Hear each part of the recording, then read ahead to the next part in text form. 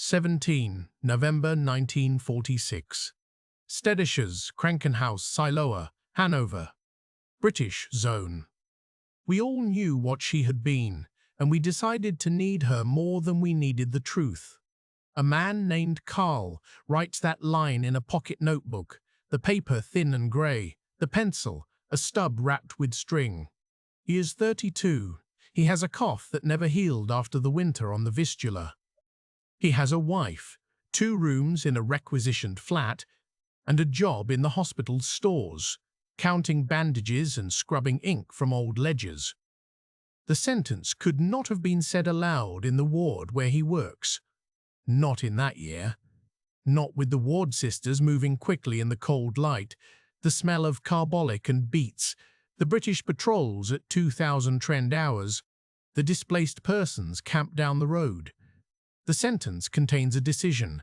It contains a bargain.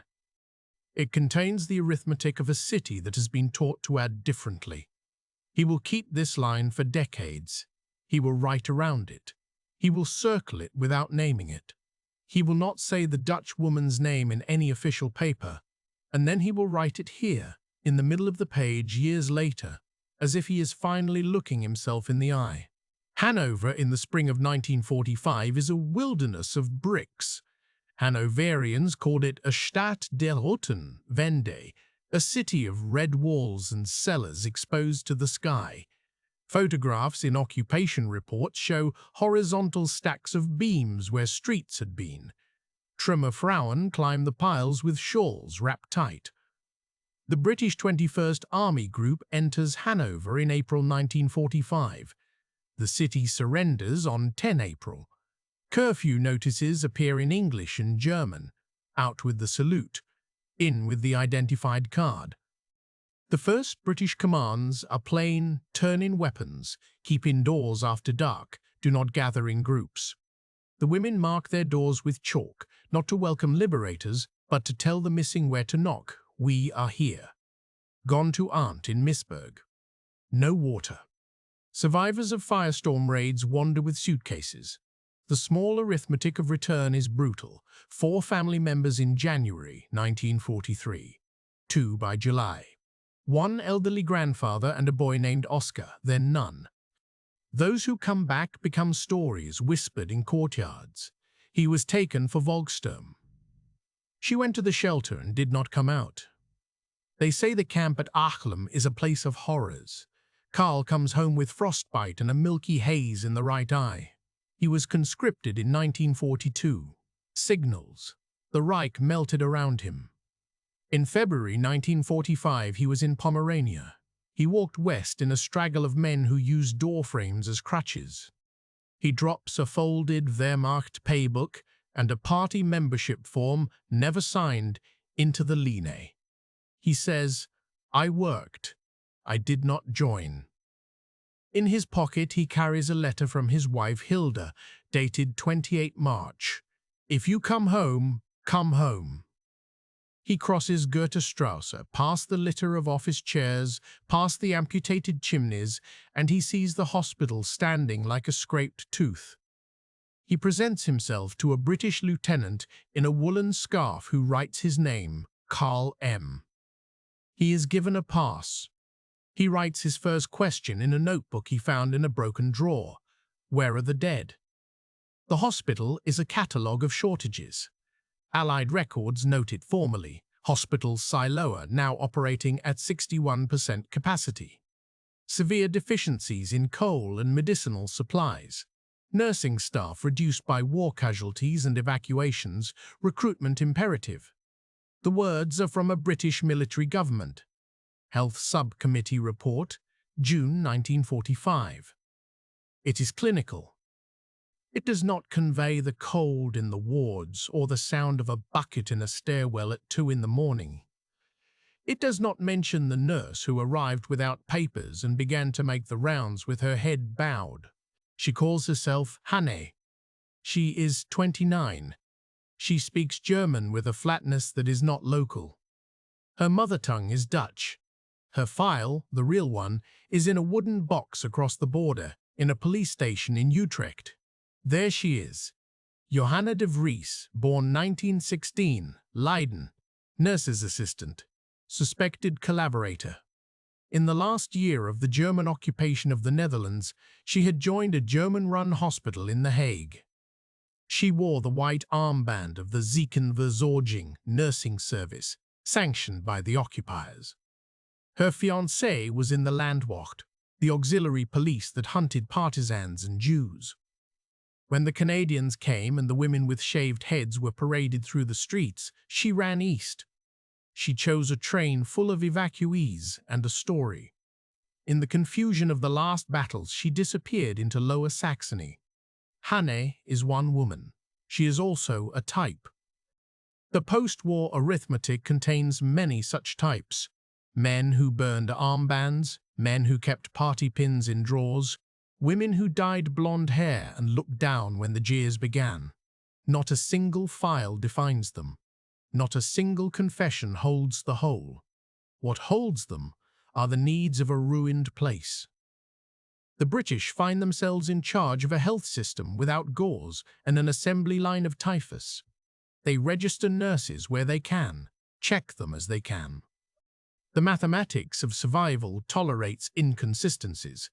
Hanne becomes Hanne Vogt, a German-sounding name that passes in the ward at 5 a.m. more easily than it does in a courtroom.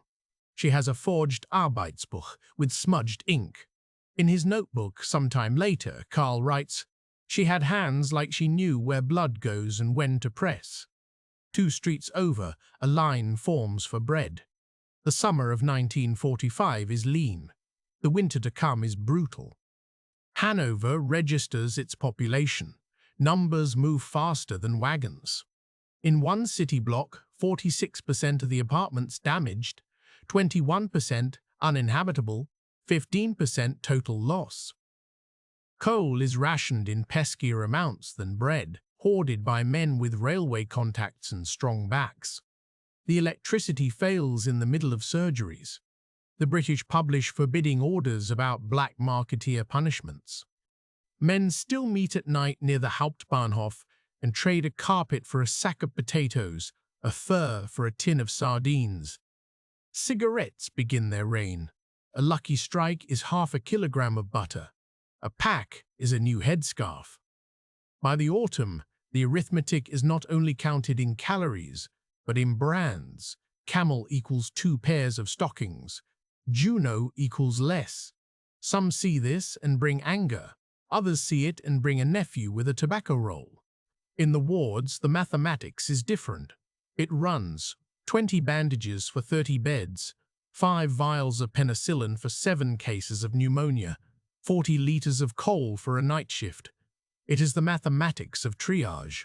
Hanne counts without moving her lips. She is exact. She whispers, "Toe first, then heel," to herself when she wraps feet. She turns a newsprint bag into a splint. She turns a newsprint bag into a splint. A British sergeant with boils says in his report, "Dutch nurse in Siloa efficient." It is a line in an Allied register buried in Hanover Health Observations, December 1945. The first summer brings the first questionnaires. Fragebogen. 31 questions printed on thin grey paper.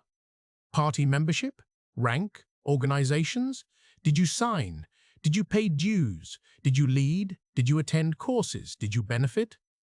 The denazification machine clicks into gear, more smoothly in the American zone, unevenly in the British.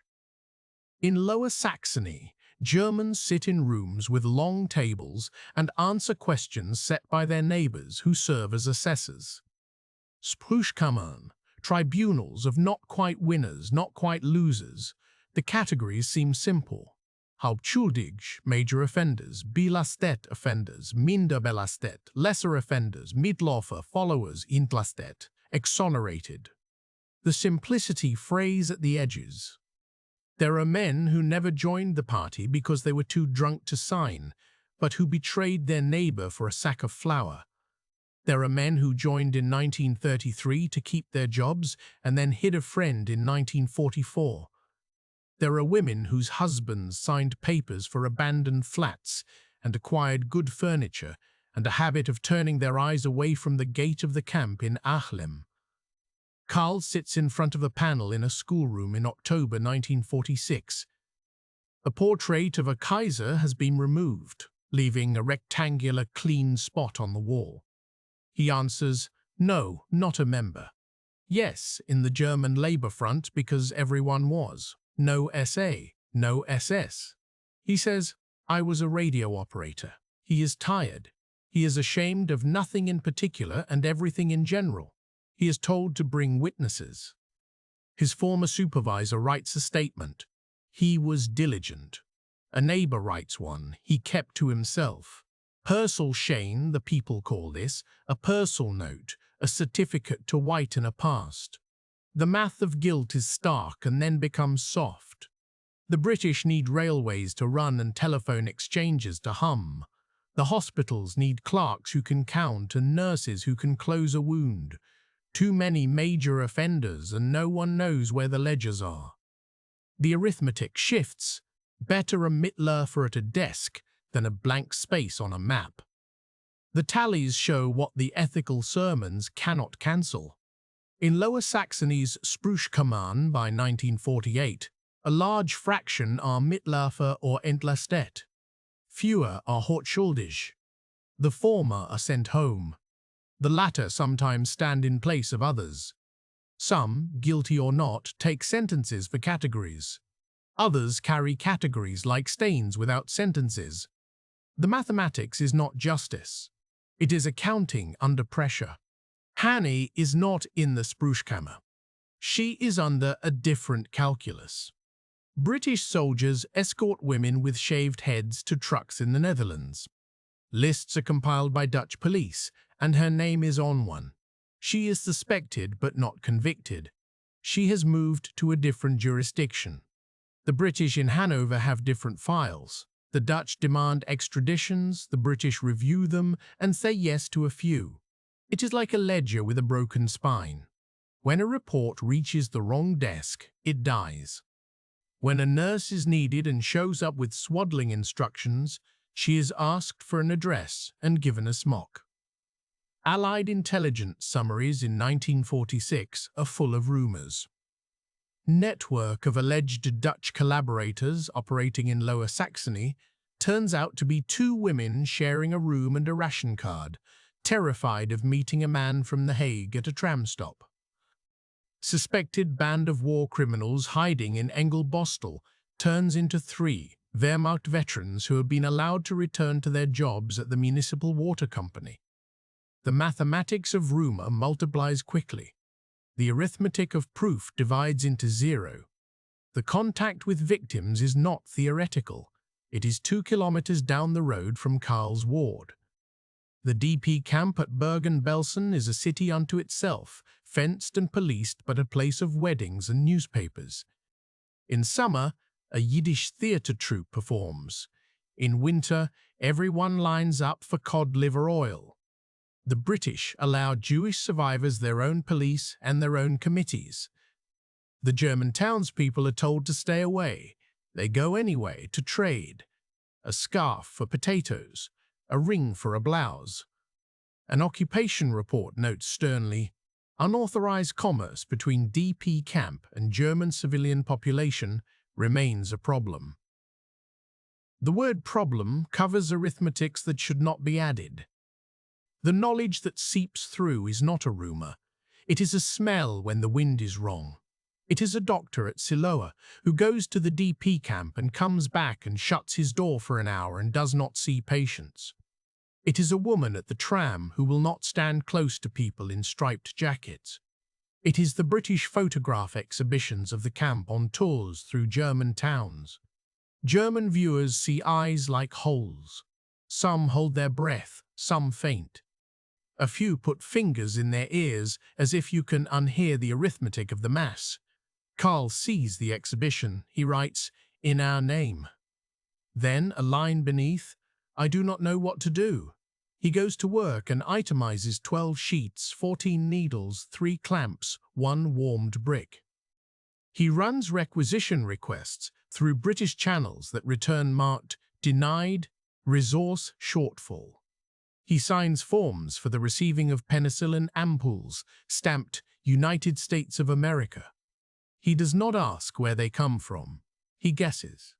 He knows about the Marshall Plan before it is called that. He only knows that the hospital has a new taste that winter. Chalky milk from a tin. Chalky milk from a tin. The hunger winter of 1946-47 is a lesson in subtraction. The temperature drops. The coal is late. The black market is late because the trains are late. Men bend to the tracks to find lumps fallen from wagons. They fight over a barrow load of coke. The British issue memoranda about keeping glass windows intact to save heat. The Germans paste newspaper over cracks. In December it snowed and did not stop.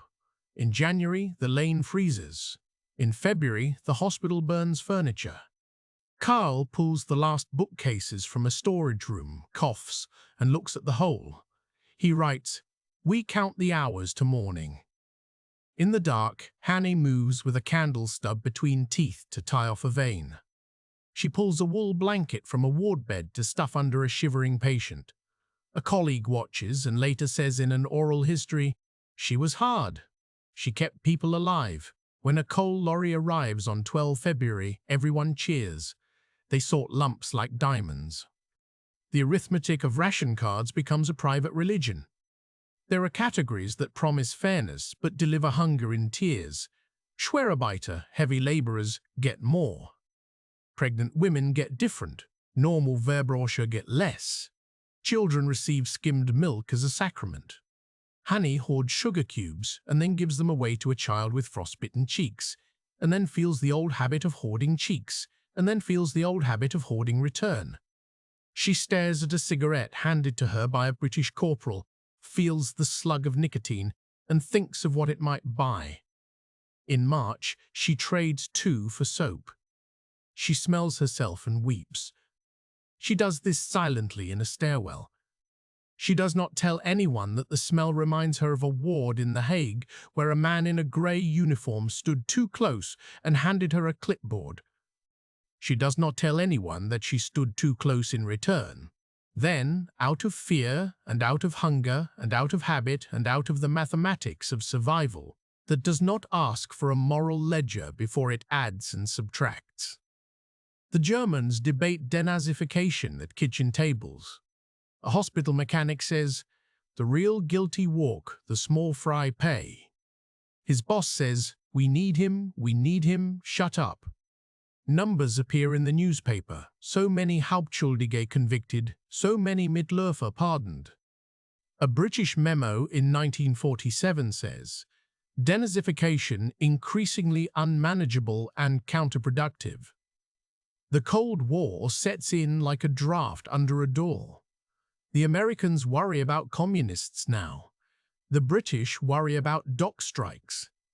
The mathematics of guilt begins to take second place to the mathematics of reconstruction. This does not mean no one is guilty. It means the categories shift. The man who delivered coal in 1938 is now in a position to decide which department gets 20 sacks and which gets 10. The hospital director, a man named Dr. Werner L., had once been a party member. He resigned in 1945. He is reinstated in 1948 after being classified as Minderbelastet. He had cured children. He had signed a form. He returns to his desk. His return is a symbol. It does not prove anything beyond the fact that institutions prefer men who know where the keys are. Displacement shifts the city's population like a sand dune. Expellees arrive from Silesia, from Pomerania, from East Prussia. The British zone becomes a funnel. Boxes appear on platforms. The arrivals have almost no suitcases. They have bundles held with twine and lists of names that do not have addresses anymore. 12 to 14 million across Germany. In Hanover, thousands. Town halls requisition private rooms under a law older than the war, and then again under British directives. Zwangseinweisung, forced allocation. 2 families in 1 room. 3 in 2 rooms. A woman from Königsberg sleeps on a camp bed in the kitchen of a tailor from Linden. The arithmetic is simple to state and impossible to humanize. One apartment equals two families. The fights that follow involve cups and memories and floorboards. We lost our home in the East, says one. We lost it here, says the other. Both are right, both have dead. The hospital becomes a meeting point of these worlds. Expellee children arrive with coughs and lice. Hannah combs and raps and speaks German with a Dutch lilt. A mother from Breslau frowns. "Where are you from?" Hannah answers, "West." The woman hears an accent but does not ask again. She sees the blanket Hannah pulls, the thermometer Hannah shakes, and then the child's temperature falls. The arithmetic of this exchange is clear. Difference in origin equals 0 when fever breaks.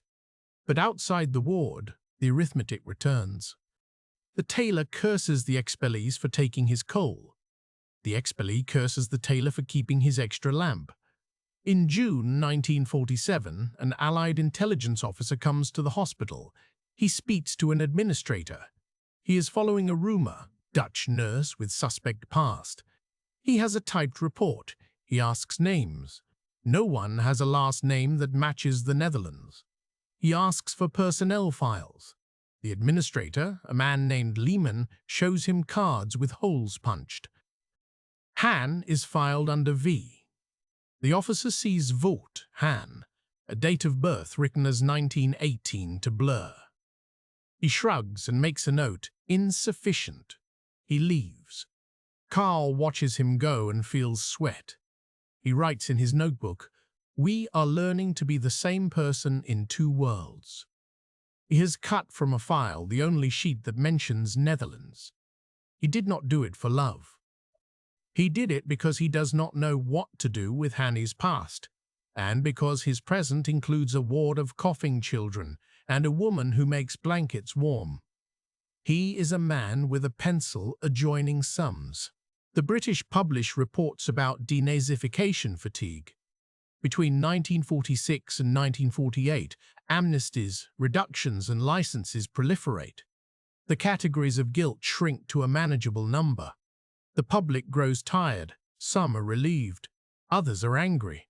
A barber says in a rumor-laden oral history, "They shaved me because they said I shaved Jews for free," and laughs with bitterness. A teacher who reappears in 1949 with a new title shrugs at the old one. He says, "We must move forward." He shows his students a textbook in 1952 that calls the years 1933–1945 a time of misguidance without names. The mathematics of schoolbook memory is additive for the bombed cities and subtractive for the camps. There were victims, the book says, and many of them were us.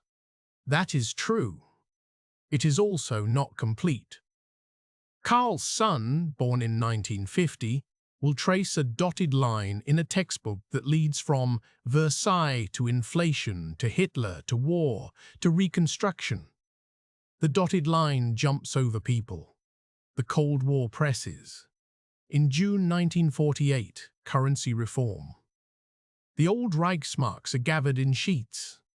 The new Deutsche Marks appear in packets that smell of ink and promise. Men line up at stoves and count 10 marks per head. The black market collapses in a day. Cigarettes go back to pockets. Shops reopen with goods like miracles. In the hospital, fresh sheets appear. American trucks bring crates stamped with stars.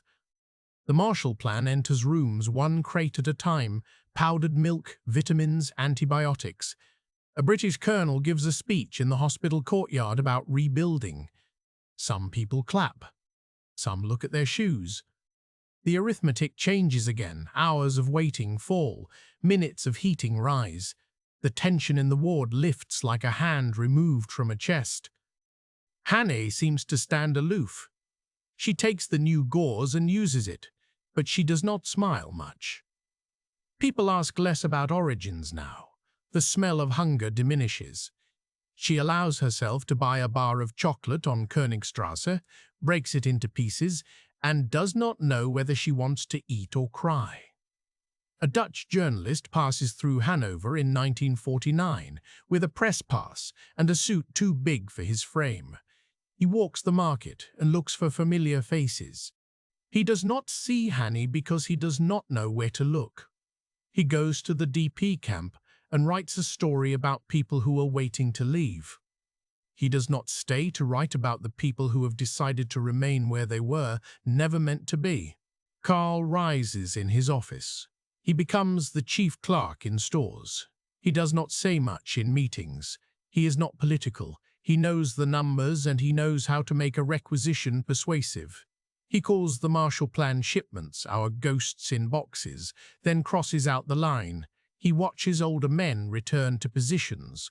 He watches someone who was loud about Hitler become loud about competition.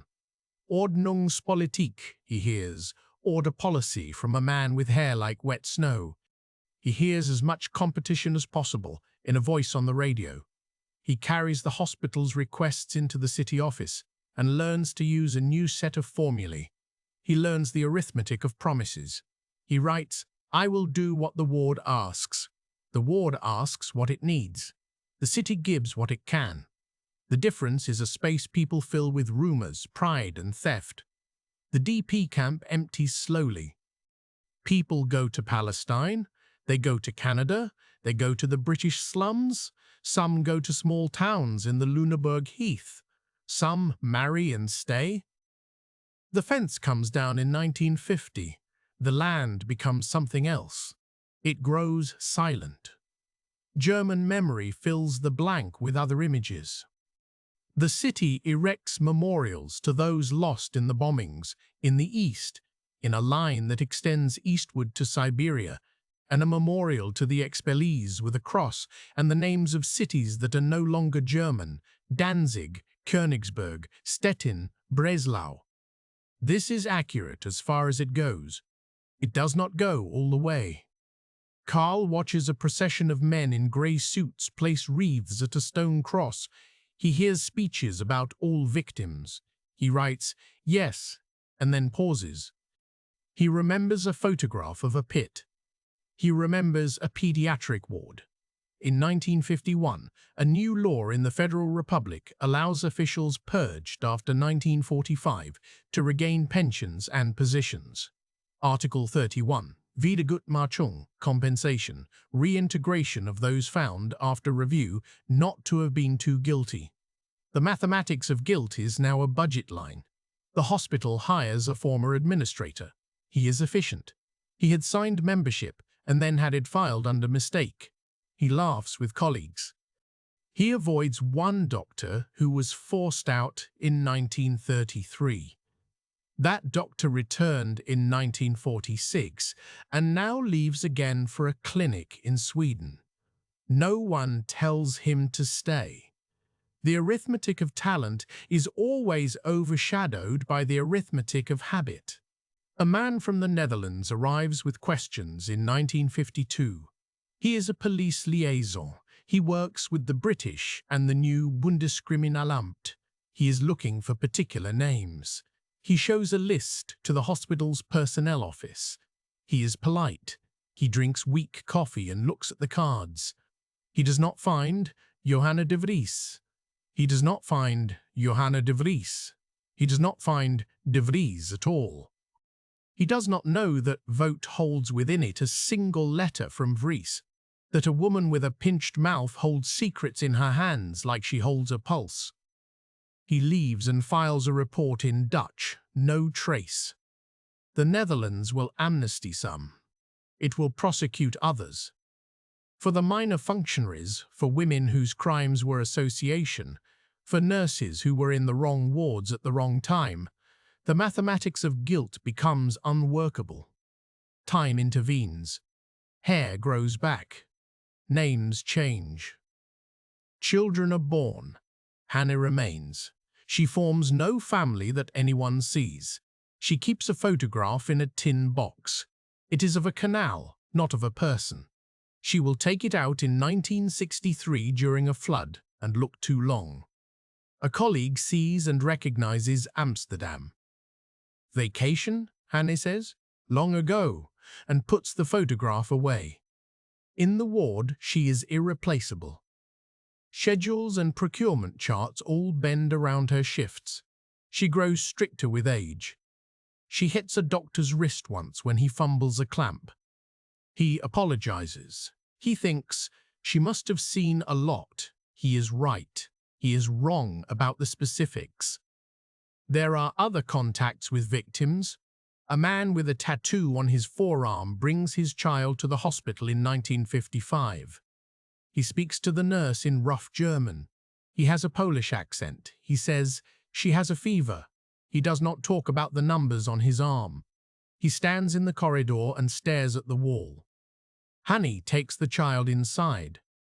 She brings her back 2 hours later with a lower fever. The man thanks her and looks at her. His eyes wander over her face. He stops at nothing. He walks away. Carl watches him exit and writes, if he saw her past, he did not show it. There are testimonies collected by students in the 1970s. They are not precise in numbers. They are exact in tone. We did not know about the Jews, says one old woman. We had heard, but we thought it was propaganda, says another. We knew, says a third. We knew as much as you can know when you do not want to know. These sentences are a ledger with nothing to subtract from them. They stand like a column of figures that do not match, but refuse to be erased. The mathematics of denial is not subtraction. It is multiplication. It produces new narratives. We suffered most. We were deceived. We did what we had to. We are not responsible for everything done in our name. Some of these sentences are true. None are enough. They do not cancel anything.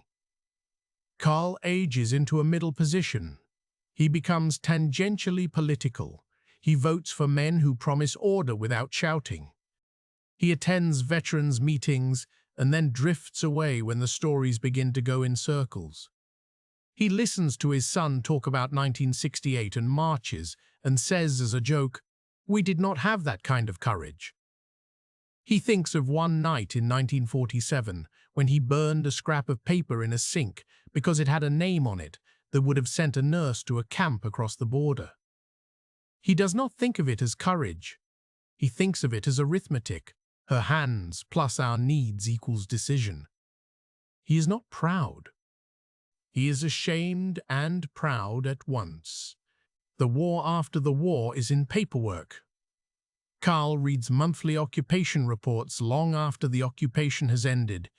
He is habituated to the style, public safety stable, food, situation, tightening, political quiet. The grey words hold green holidays and red scars. He has a drawer where he keeps things, his Fragebogen, his classification paper, Mitläufer. He looks at it and thinks, they needed people like me to keep books. They needed people like him to run trains. They needed her to keep children warm.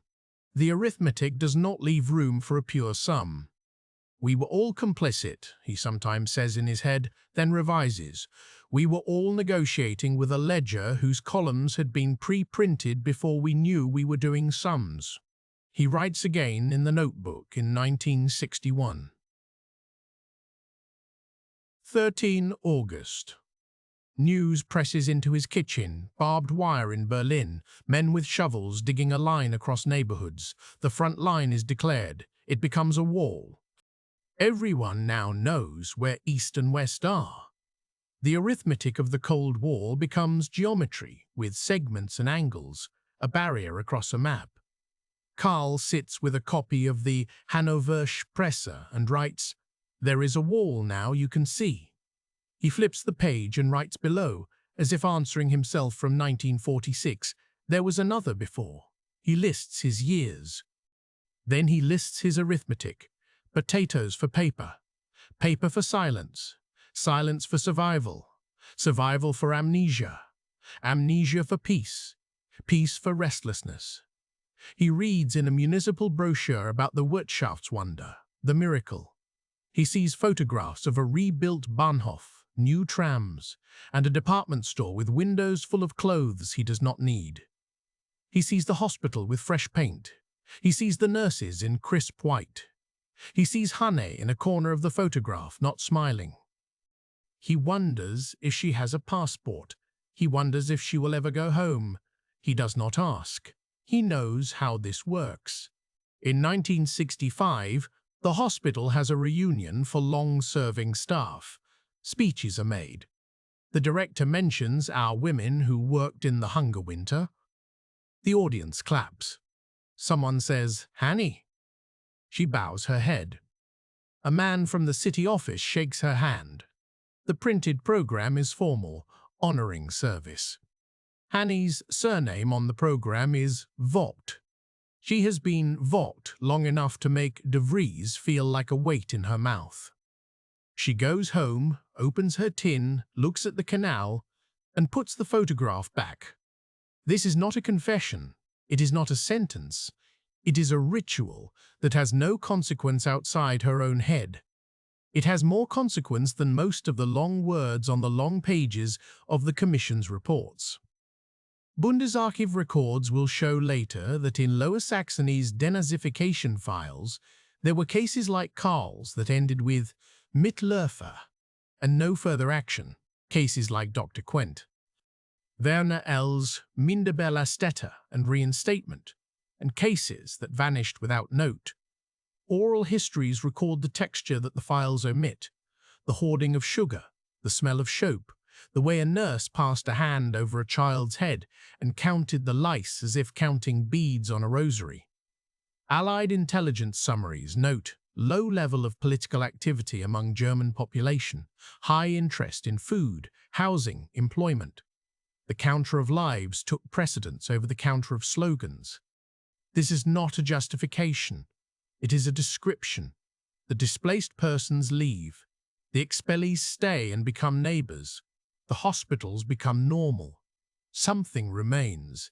It is in the way an older man pauses before throwing away a piece of string. It is in the way a woman takes home a crust of bread wrapped in tissue. It is in the way a nurse counts syringes with lips pressed together. It is in the way a clerk looks at a name and wonders who the name was before it sat in front of him like that. The war after the war is not silent. It hums like a transformer in a room you do not enter. There is a school event for Karl's grandson in 1979 about peace. The boy brings home a drawing of a dove shaped like a potato. The teacher hands out a pamphlet about the bombing of Hanover, with photographs of ruins and small potted birches put into the ground in a ceremony called Grenzgänge, border walks to remember the city. There is no mention of Bergen-Belsen on the pamphlet. There is no mention of expellees. Karl slips a clipping about a new exhibit on persecution into the pamphlet and sends it back with a note. Perhaps this also. The teacher thanks him and adds a paragraph to the lesson plan in neat script. We will also discuss the DP camp at Bergen-Belsen. She does. The children yawn. The arithmetic of memory is always in danger of turning into an exercise in fractions. Hannah falls ill in 1980. She has stomach pain. She resists the ward for weeks and then shows up in street clothes and sits on a bed in a room she has tended for 35 years. The nurses come by and do not know what to say beyond. Lie down. She is impatient with them. She tells them how to fold the sheet over her feet. She gets quieter. She does not die with a confession. She dies with a list of instructions and a photograph in a tin in a drawer in a stairwell. The tin will be opened when her room is emptied. A young nurse will look at the canal and think, vacation. She will throw the photograph away because she has no context. This will be the end of that particular ledger. Karl retires. He takes home his papers. He keeps his notebooks. He sits at a desk under a framed print of a bridge over the Leine. He organizes his life into piles. He writes pages that look like a mixture of an inventory and a poem. 10 May 1945, British occupation announcement. 20. September 1946, first Fragebogen. 17 November 1946, she bandaged a boy's foot with newspaper. 12. February 1947, coal, 3 carts, 30 men to unload. 20. June 1948, currency reform, 2 shirts bought, 1 for me, 1 for my brother. 4 April 1949, new sheets in Ward 4. 15 July 1951, Article 31, returns. 5 March 1955, a man with a tattoo waits in corridor. 13 August 1961, wall.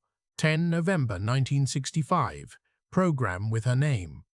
1 May 1970, new schoolbook, wrong and right. 30 January 1980, she is gone. He circles 2 entries. 17 November 1946, 13 August 1961. He draws a line between them, a visible wall between invisible ones. He thinks of all the denazification files he handled inadvertently, the moment he pulled a sheet from a file and burned it, the British officer's neat handwriting, the way words like guilt shrank into categories.